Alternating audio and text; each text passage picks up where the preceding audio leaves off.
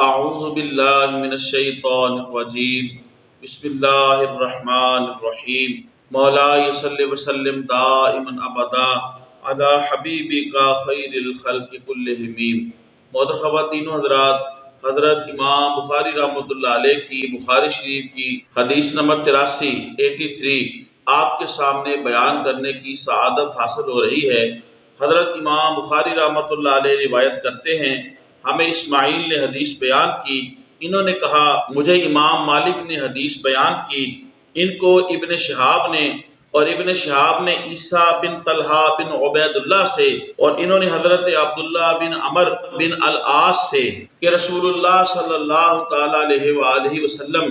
حجۃ الوداع کے موقع پر مینا میں کھڑے ہوئے لوگوں کے سوالوں کی جواب دے رہے تھے۔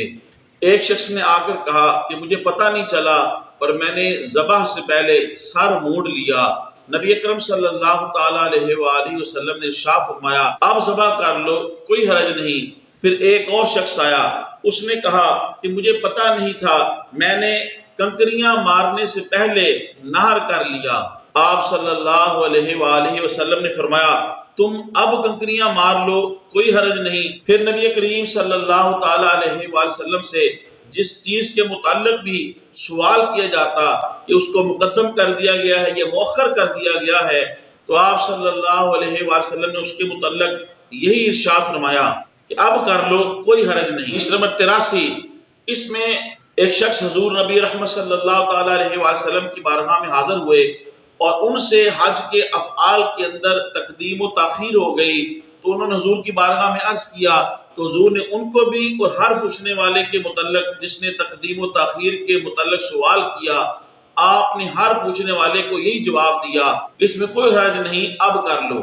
تو اس سے امام شافعی اور امام احمد کے نزدیک افعال حج میں ترتیب سنت ہے اور ان کی یہ دلیل ہے۔ امام الائمہ فی الحدیث حضرت امام اعظم ابو حنیفہ رحمۃ اللہ علیہ جو حدیث فہمی اور حدیث سے مسائل کے استنباط اور مسائل کے استخراج کے اندر اپنی مثال آپ ہیں، تو امام اعظم ابو حنیفہ رحمۃ اللہ علیہ نے فرمایا کہ افعال حج کے اندر ترتیب واجب ہے، یعنی 10 ذی الحجہ کو کنکریاں ماری جائیں، پھر قربانی کی جائے اور پھر سر مونڈا جائے۔ حضور نبی رحمت صلی اللہ تعالیٰ علیہ وآلہ وسلم نے اس حدیث شریف کے اندر جو یہ فرمایا کہ کوئی حرج نہیں، اس سے مراد گناہ کی نفی ہے، یعنی کوئی گناہ نہیں ہے اس لیے کہ تم نے یہ کام جان بوجھ کے نہیں کیا تقدیم و تاخیر افعال حج کے اندر، بلکہ بھول کے ہوا ہے اور بھول معاف ہے۔ تو امام الائمہ فی الحدیث آپ فرماتے ہیں اس حدیث سے مراد گناہ کی نفی کی ہے، یعنی گناہ نہیں ہے۔ دوسرا امام اعظم ابو حنیفہ رحمۃ اللہ علیہ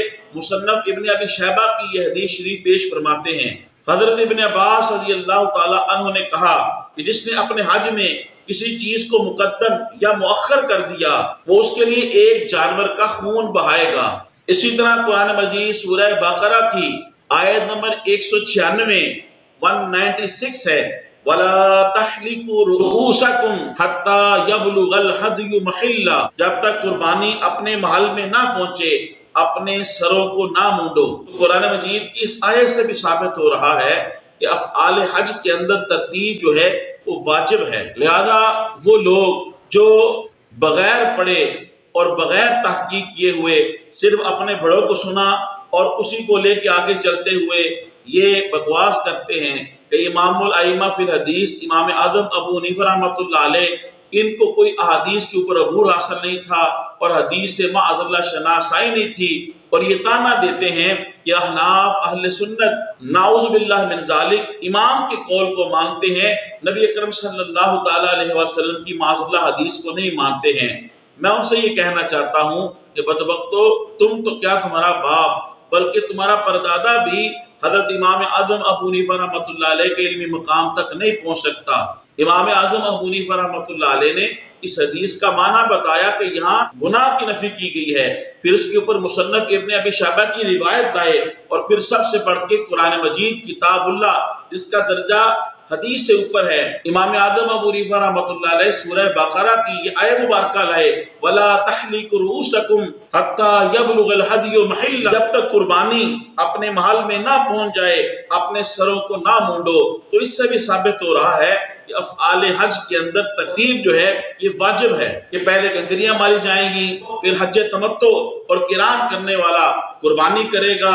اور اس کے بعد پھر سر مونڈا جائے گا۔ الحمدللہ امام الائمہ فی الحدیث امام اعظم ابو حنیفہ رحمۃ اللہ علیہ، آپ نے جو مسئلہ بھی امت کو دیا ہے اس مسئلہ کے پیچھے یا قرآن مجید کی کوئی آیت مبارکہ ہے یا رسول اللہ صلی اللہ تعالیٰ علیہ وسلم کی کوئی حدیث یا بہت ساری احادیث ہیں، تو وہ پھر تحقیق کر کے امام اعظم ابو حنیفہ رحمۃ اللہ علیہ نے وہ اللہ امت کو دیا ہے۔ الحمدللہ۔ خواتین و حضرات، تبلیغ دین کی نیت سے حدیث شریف کے اس درس کو زیادہ سے زیادہ لوگوں تک پہنچانے کے لیے میرے اس ویڈیو کو زیادہ سے زیادہ شیئر کریں، میرے یوٹیوب اسلامی چینل کو سبسکرائب فرمائیں، یوٹیوب کو کمنٹس کریں، لائک کریں، بیل آئیکن کو ضرور پریس کریں تاکہ ہر آنے والی ویڈیو آپ کو مل سکے۔ اللہ پاک آپ کو جزائے خیر دے۔ السلام علیکم ورحمۃ اللہ وبرکاتہ۔